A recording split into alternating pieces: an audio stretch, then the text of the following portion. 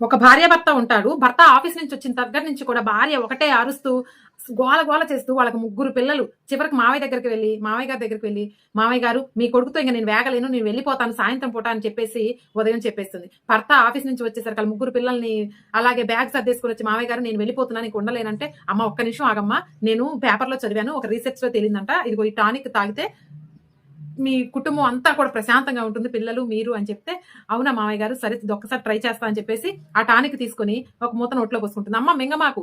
సరే ఉయ్యాలా మామయ్య గారు అనంటే, ఉయ్యకూడదు, మింగకూడదు. ఉదయం 5 గంటలకి, సాయంత్రం 5 గంటలకి వేసుకోవాలి.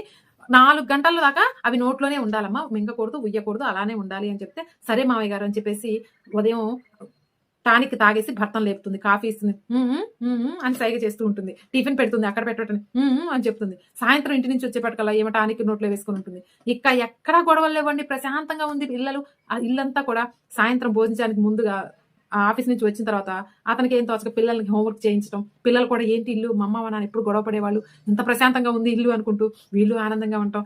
మా భర్తలో ఇంత మార్పొచ్చింది. ఎప్పుడు గొడవ పడేవాడు. పిల్లలు హోంవర్క్ చేపిస్తున్నాడు అని చెప్పేసి ఆమె కూడా హ్యాపీగా ఉండటం. ఇల్లంతా కూడా హ్యాపీగా మారిందండి.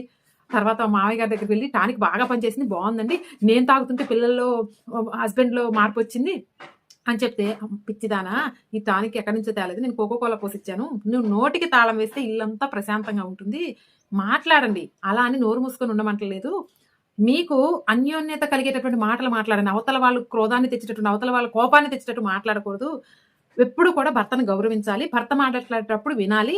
భర్త మాట్లాడేటప్పుడు ఆటోమేటిక్‌గా భార్య కూడా పోట్లాడిందనుకోండి, ఇంక ఆ ఇల్లు చిల్లాకల్లం అవుతుంది. పిల్లలు, నువ్వు ఎంత అన్యాయం అయిపోయేవాళ్ళు. నువ్వెళ్ళటం వల్ల నీ భర్త ఎంత అన్యాయం అయ్యేవాడు. కాబట్టి కాస్త నోటిని అదుపులో పెట్టుకోమ్మా అని మామగారు చెప్తారు. ఇప్పుడు ఈ మామగారు చేసిన పని కరెక్టేనంటారా? కామెంట్ సెక్షన్‌లో తెలియజేయండి.